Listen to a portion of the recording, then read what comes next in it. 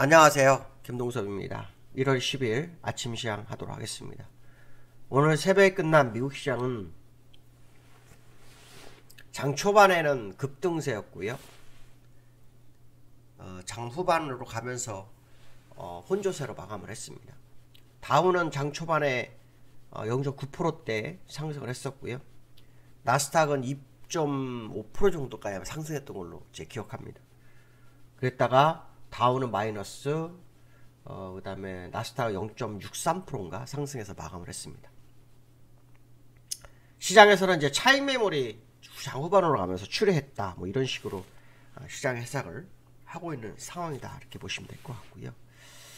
자, 미국 시장은 이번 주에 12월 소비자 물가지수가 발표가 됩니다. 12일 날인가 13일 날 발표되는데요.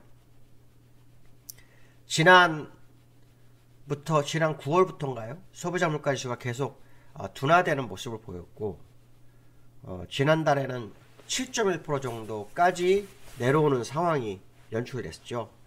지금 시장에서는 6.6% 정도를 예상하는 것 같습니다.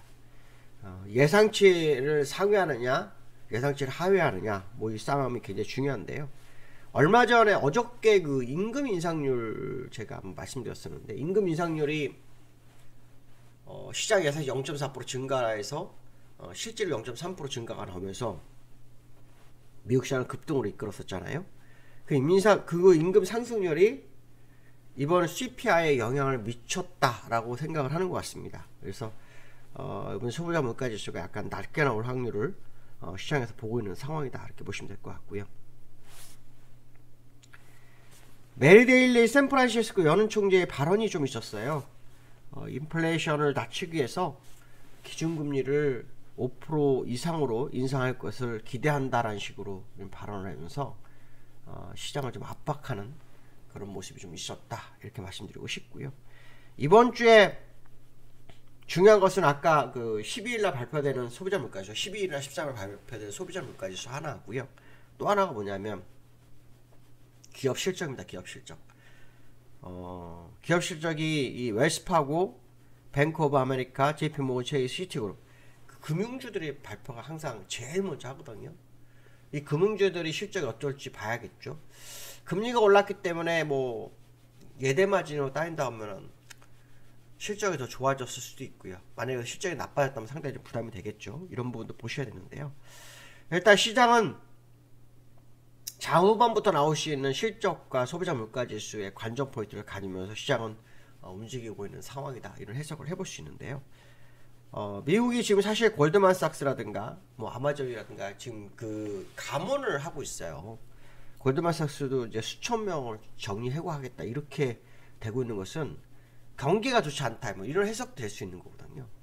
그런데도 불구하고 미국 시장이 지금 상당히 잘 버티고 있는 것은 사실이다, 이렇게 보시면 될 것 같고, 오히려 나스닥은 여전히 뭐 횡보 내지 약간 소폭 반등 이렇게 보지만, 다우는 사실 금리 4.5% 올릴 동안 별로 빠지지가 않았어요. 오히려 뭐 침체가 와서 뭐 금리 인하를 해야만 주가가 빠질지는 모르겠지만, 보통 경우 금리가 4.5% 정도 됐으면 과거에 그 3.5%대 2008년도 11월 달에 지수에 비하면 지금 3배 넘게 오른 걸 본다 그러면 지금 시장이 참 특이하다라는 생각을 좀 해볼 수 있고요.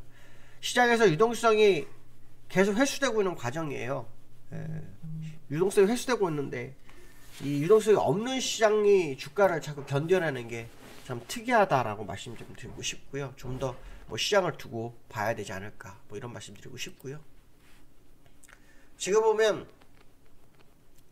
나스닥은 0.63% 상승을 했네요. 다우는 0.34% 하락하는 모습인데요.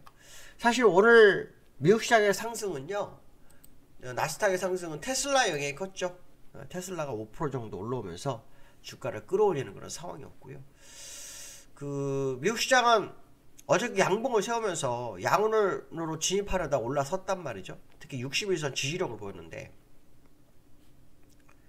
과거에 보시면 양운에서 60일선 지지력이 참 별로 없었어요. 거의 여기도 한번 없었죠. 또 여기도 뭐 쭉 보시면 61선, 양은 61선 돌파도 못하고 지지도 없고, 이게 계속 과거 사례를 보면 여기도 61선 지지 못하고 그냥 바로 무너지죠. 이번에 올랐거든요.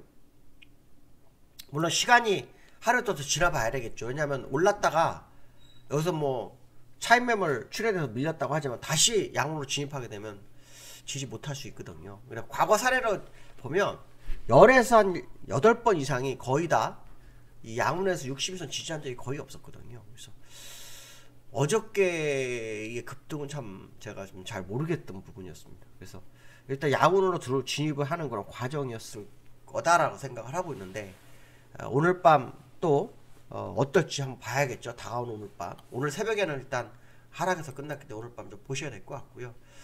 보면은 오늘은 0.9% 정도 상승했었어요. 0.9% 상승했다가 밀렸던 모습이고요. 자, 나스닥도 한번 보시면요.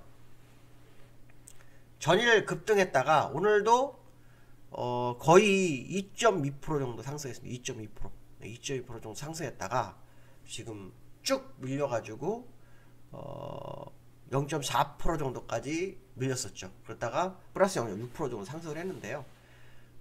나스닥이 아까 보시면 이제 그 바닥에서 횡보하는 과정 정도로 보거든요. 추세 반전 뭐 이렇게 보진 않습니다. 그래서 그림의 모습을 보면 나스닥이 조금 약간 뭐 상황이 좀 다른 상황이 아닐까 뭐 이런 해석을 해봐야 될 것 같고요.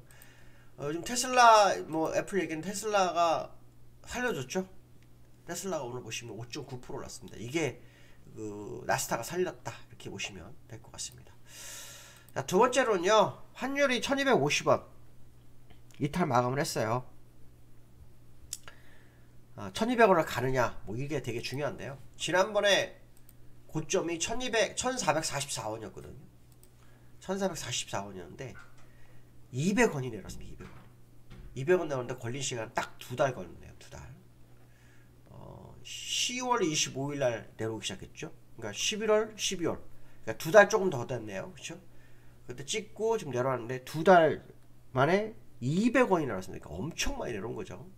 지금 현재로 보면은 이 추세선을 살짝 이탈했기 때문에 환율이 1220원을 갈 거냐 아니면 다시 올라가서 추세 반전을 가져갈 거냐의 싸움입니다. 그래서 추세 반전이 될 거다라고 한다면 1255원이군요 53원 정도 됩니다.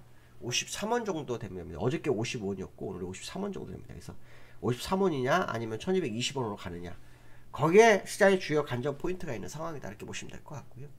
금리 인상이 진행되는 상태에서 지금 환율이 계속 내려오는 건 좀 특이한 상황이다라고 보셔야 될 것 같고요.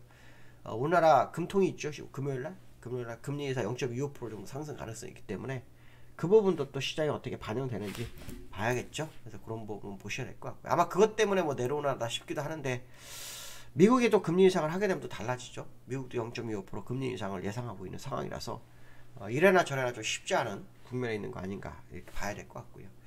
코스피가 외국인이나 기관이 쌍끌이 매수를 했어요. 어저께 보시면 외국인 기관이 쌍끌이 매수했는데요. 외국인 6,500원, 기관 7,400원 샀어요. 근데 기관이 사실은 마지막에 이렇게 샀기 때문에 주가가 오른 거라고 보거든요. 왜냐하면 기관들은 계속 매도를 했었어요. 계속 매도를 하다가 이번에 올라오면서 매수를 했는데 따라가면서 매도한 상황이다. 뭐 이런 해석이 좀 되는 그런 과정이다 라고 보시면 될 것 같고요. 현재 상황으로 보면 기관의 모습이 되게 중요하긴 한데요. 사실 선물에서 외국인의 매도가 되게 중요했던 상황이에요. 그래서 외국인의 선물 매도가 막판에 이루어졌어요. 한 3천억이 동시효과에 나와버렸기 때문에 매수를 했던 걸 자꾸 정리하는 외국인의 패턴이 있어요. 그래서 외국인들이 이익 실현하는 그 모습이 앞으로 어떻게 될지 한번 지켜보셔야 될 것 같다 이렇게 말씀드리고 싶습니다. 막판에 강하게 좀 지셨습니다. 죄송합니다. 오늘 여기까지 하겠습니다. 감사합니다.